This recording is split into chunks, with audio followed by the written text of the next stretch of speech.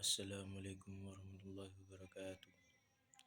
Perkenalkan, nama saya Bayu Agung Budi Setiawan dengan NIM 21101010077. Di sini saya akan menjelaskan materi tentang pendidikan dan statistika pendidikan.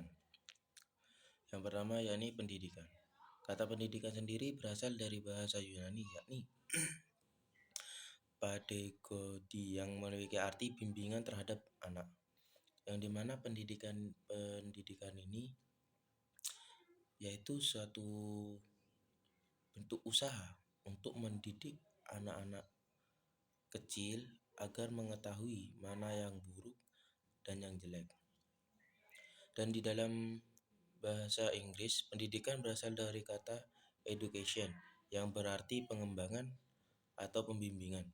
Sedangkan di dalam Kamus Besar Bahasa Indonesia atau KBBI, pendidikan bermula dengan kata didik yang mendapatkan sebuah imbuhan serta berakhiran an, sehingga kata tersebut bisa diartikan sebagai proses atau cara tindakan mendidik anak agar menjadi lebih baik. Dan pendidikan yakni berasal dari kata education yang mempunyai arti pengembangan potensi. Nah, di dalam Undang-Undang Nomor 20 Tahun 2003 tentang Sistem Pendidikan Nasional pada bab 1 pasal 1 ayat 1, konsep pendidikan Indonesia yakni pendidikan berdefinisikan sebagai usaha sadar serta terencana dengan tujuan terwujudnya suasana dalam kegiatan belajar mengajar agar peserta didik bisa secara efektif dalam mengembangkan potensi yang ada pada dirinya sendiri untuk wawasan spiritual, keagamaan, akhlak, dan kecerdasan, pengadilan diri, kepribadian, serta keterampilan yang diperlukan oleh peserta didik ini agar masyarakat, bangsa, dan negara bisa bangga kepada dirinya. Dan juga di dalam UU RI nomor 2003 tentang Sistem Pendidikan Nasional bab 1 pasal 1, pendidikan adalah suatu kegiatan yang harus direncanakan dengan kesadaran. Pendidikan merupakan suatu usaha membina serta mengembangkan kepribadian dalam diri manusia, baik di dalam rohani maupun jasmani. Oleh sebab itu, pendidikan ini sangat penting. Di mana pendidikan ini membantu anak agar potensi-potensi yang ada di dalam diri mereka bisa berkembang dan bisa menciptakan hal-hal baru dan juga mengetahui sesuatu yang belum mereka ketahui agar mereka bisa membedakan mana hal yang baik dan juga yang buruk. Ada beberapa pendapat mengenai pengertian tentang pendidikan. Yang pertama yakni Hasan Langgulung mengatakan suatu pendidikan ini dapat dilihat dengan dua segi, yakni dengan segi individu serta masyarakat. Jika dilihat berdasarkan segi individu, pengertian pendidikan sendiri bermakna suatu pengembangan potensi diri yang tersembunyi di dalam diri seseorang.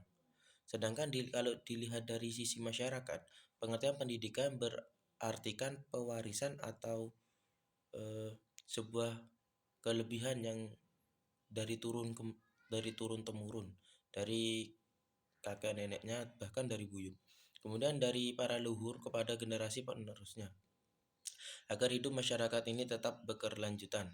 Dari situlah beliau menyimpulkan bahwa pendidikan dapat diartikan sebagai suatu pewarisan atau kebudayaan. Nah, sedangkan menurut Muhammad At-Tauni Al-Syaibani mengatakan bahwa pendidikan yaitu suatu proses atau cara menciptakan sebuah pengalaman serta perubahan yang dilakukan oleh individu. Yang dimana maksudnya ini pendidikan ini adalah suatu upaya agar anak bisa mengembangkan potensi yang ada di dalam dirinya. Contohnya yaitu mengembangkan potensi seperti menggambar ataupun bernyanyi. Nah, terus menurut Napoleon Hill mengatakan pendidikan bukan hanya sekedar mengenai tindakan menyampaikan wawasan ataupun transfer pengetahuan semata, melainkan dari akar katanya yaitu education yang memiliki arti pengembangan diri di dalam mendidik serta melaksanakan hukum kegunaan. Karena itu pendidikan yang seharusnya adalah suatu perkembangan potensi dalam diri, bukan hanya mengumpulkan ataupun mengelompokkan pengetahuan. Nah, sedangkan menurut Ki Hajar Dewantara, di dalam Prayitno menjabarkan mengenai arti pendidikan, yakni tuntutan untuk anak yang ada di dalam tubuhnya. Pendidikan dilakukan untuk menentukan semua kekuatan takdir yang ada di dalam diri seseorang, agar orang tersebut sebagai manusia dan anggota masyarakat dapat menanggapi keselamatan serta kebahagiaan setinggi-tingginya. Nah, dari beberapa pengertian pendidikan di atas, dapat kita simpulkan bahwa pendidikan merupakan suatu usaha kesadaran diri atau usaha untuk membangkitkan potensi yang ada dalam diri kita, agar potensi-potensi yang ada dalam kita itu berkembang, dan juga kita bisa menciptakan hal-hal baru dengan melalui pendidikan. Dan pendidikan juga merupakan usaha sadar yang dilakukan oleh orang dewasa sebagai bentuk untuk menuntut serta membimbing pertumbuhan seorang anak, supaya anak tersebut bisa mencapai kedewasaan. Nah, dari hal ini juga dapat dijelaskan bahwa pendidikan bisa membuat kita berpikir lebih dewasa dan memiliki sikap lebih tawadu. Dan selanjutnya yakni pengertian tentang stratifikasi. Dalam Kamus Besar Bahasa Indonesia, stratifikasi ialah perbedaan antara penduduk ataupun masyarakat ke dalam kelas-kelas secara bertingkat berdasarkan kekuasaan, hak istimewa, serta prestis atau kewajiban. Sedangkan sosial ialah perihal mengenai soal masyarakat atau sifat-sifat kemasyarakatan yang memperhatikan kepentingan umum. Jadi intinya, stratifikasi ini adalah suatu pembedaan antara penduduk dan masyarakat. Contohnya yakni bagaimana cara membedakan masyarakat Jawa, Sumatera, dan juga Papua. Nah, sedangkan untuk sosial sendiri ialah mengenai adalah sifat-sifat yang ada di masyarakat. Contohnya seperti sifat toleransi, saling menolong. Nah, itu disebut sosial. Nah, secara etimologis, kata stratifikasi atau stratification bermulakan kata strata atau stratum yang bermakna lapisan. Oleh karenanya stratifikasi sosial seringkali diartikan sebagai sebuah lapisan masyarakat, atau berartikan beberapa individu yang mempunyai derajat yang sama berdasarkan ukuran masyarakat dan dikatakan juga berada di sebuah lapisan atau stratum. Stratifikasi sosial ialah pelapisan sosial sistem hierarki kelompok di dalam masyarakat. Secara etimologis, stratifikasi sosial ialah pelapisan atau pengelompokan masyarakat dengan cara hierarki berdasarkan pengaruh dan beberapa unsur. Contohnya yakni bagaimana kita mengelompokkan seseorang yang berpengaruh, contohnya seperti presiden ataupun menteri dan juga RW lah di dalam masyarakat. Nah, itu dikelompokkan mana yang memiliki derajat paling tinggi.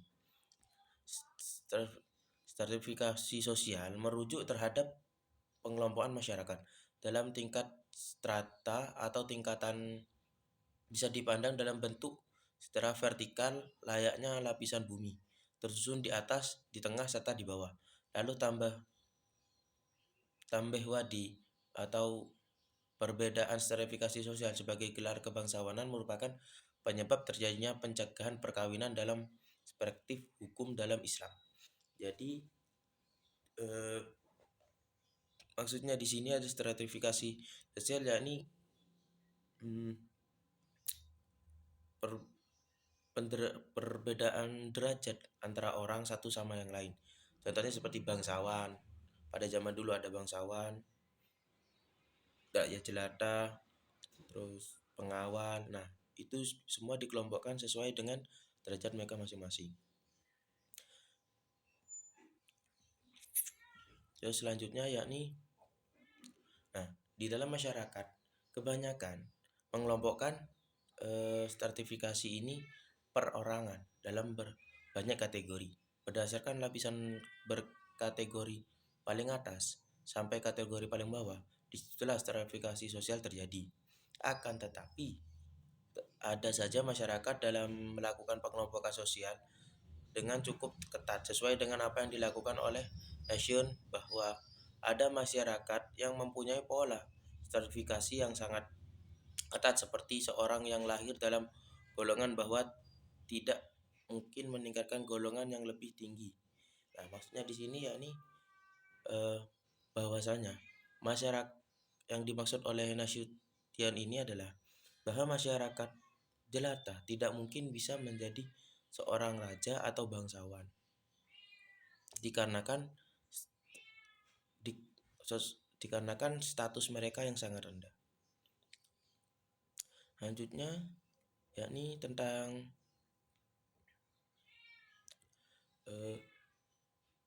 apa? Konsep stratifikasi.